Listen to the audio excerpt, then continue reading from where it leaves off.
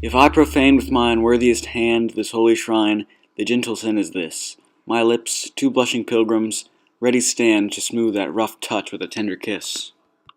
Good pilgrim, you do wrong your hand too much, which mannerly devotion shows in this.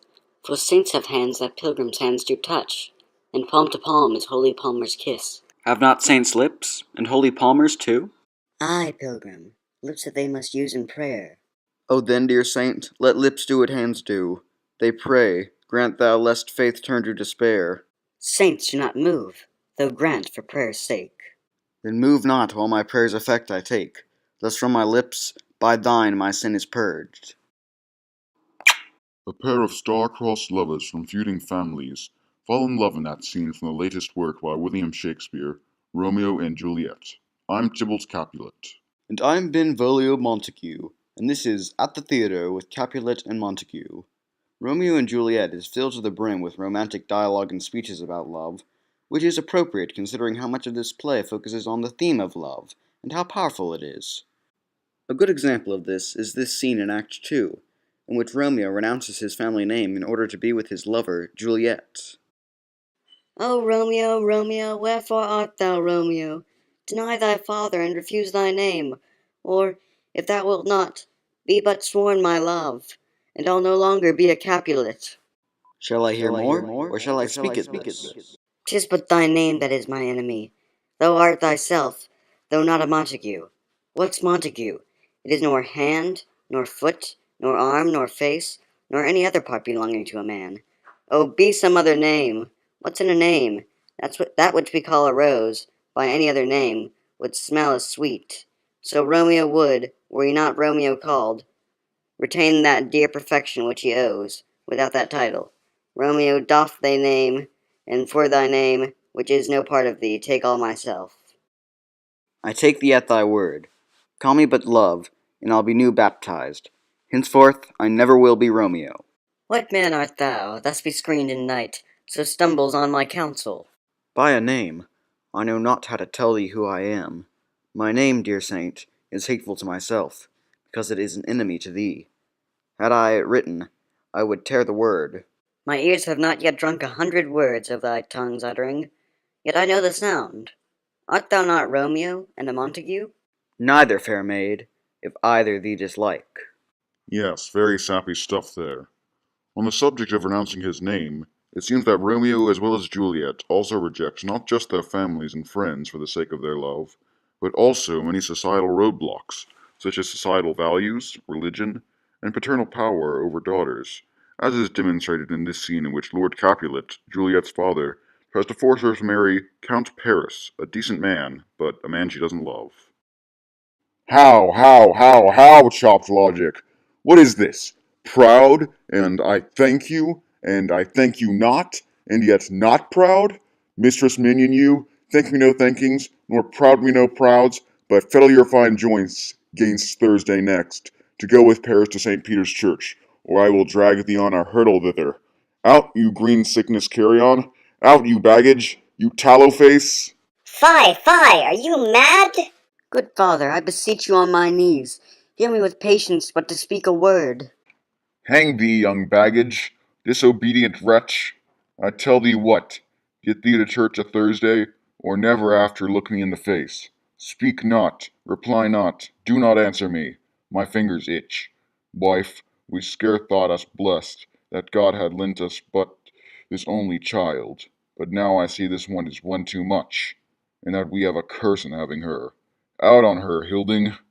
Very true. However, at the beginning of their relationship, they attempt to appease all of these at once. For example, by getting married before consummating in accordance with their religion, or when Juliet pretends she will marry Paris to appease her father. But as the play progresses, they slowly begin to defy these structures, such as when Juliet stops confiding in her nurse, when Romeo races back to Verona despite being banished by the prince, or when Romeo illegally buys poison. At one point, Romeo even dares to defy fate itself, which he associates with the stars, although ultimately he just ends up falling into fate's trap. News from Verona! How now, Balthazar? Dost thou not bring me letters from the friar? How doth my lady? Is my father well? How fares my Juliet? That I ask again, for nothing can be ill if she be well. Then she is well, and nothing can be ill. Her body sleeps in Capel's monument, and her immortal part with angels lives.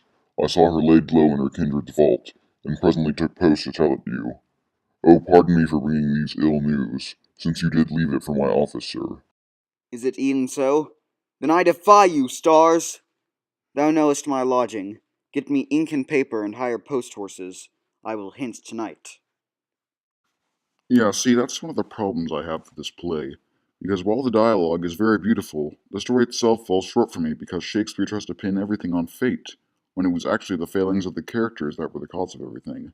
Now, if he had instead made this play more about the flaws in the characters, that would have been more interesting. That's something that actually resonates with you as a human being.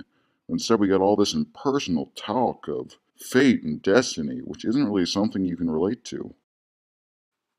Now there's where I think you're wrong about this play, Tybalt. I thoroughly enjoyed every second of it, and not despite it being about fate, but because it was about fate. I mean, throughout the whole play, these characters are trying to defy fate, but in doing so, they're just playing right into fate's hands. They're doing exactly what it wants, and that's a very interesting aspect to me.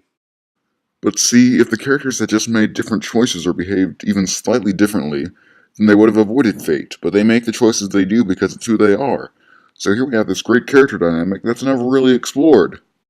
But Tybalt, the characters are explored, plenty. Really? Because the characters weren't explored nearly enough for my tastes.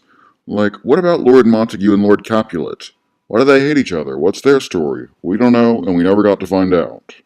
But that's not what's important in the grand scheme of the story. What's important is that, because this colorful cast of characters are the people that fate made them, they all end up as pawns in fate's game. It was inevitable. I don't know, I just didn't feel as invested in the story.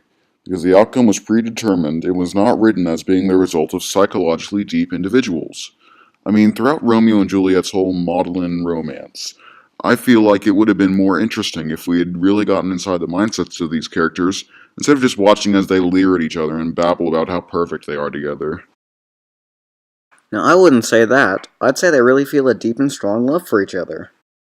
Deep and strong love, they'd only just met each other. Their courtship lasts the entirety of what? 1 day? 2 days? Before they go and get married? And then they go and commit double suicide over it? Okay, it does happen pretty fast, I'll give you that. But just listen to those romantic monologues they make about each other.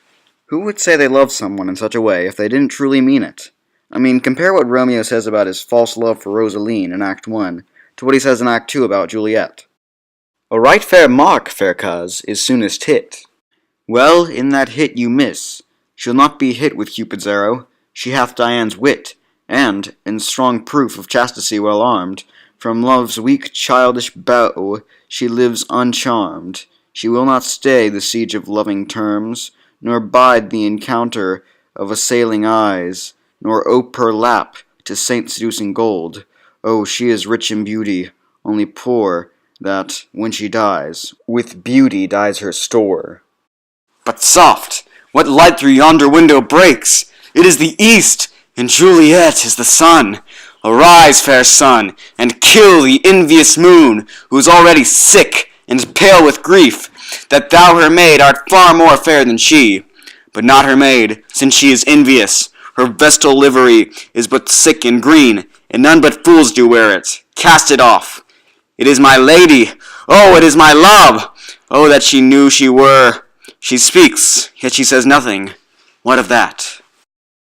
Okay, so let's say they're in love. That's still nothing to commit suicide over. Shakespeare's trying to demonstrate just how powerful love is. Like I said earlier, Romeo and Juliet give up everything, eventually even their own lives, just to be together. True love can't be repressed or denied. It smashes through any boundary, it overcomes any obstacle, and contrary to what you say about the lack of humanity in this story, I think that really speaks to all of us in some way. I know it's cliche, but it's also very true. Love conquers all. Well, see what you want to see, Benvolio. I still say it could have been better. Although if there's one thing we can both agree on, I think I can safely say that you and I were both thoroughly shocked at the uncanny likeness, in not just physical appearance and personality, but also in name, of two of the main characters to us. Yes, what was that about? No, seriously, Shakespeare, what is the deal with that? Anyway, coming up next are our top 10 best and worst plays of 1597. Stay tuned.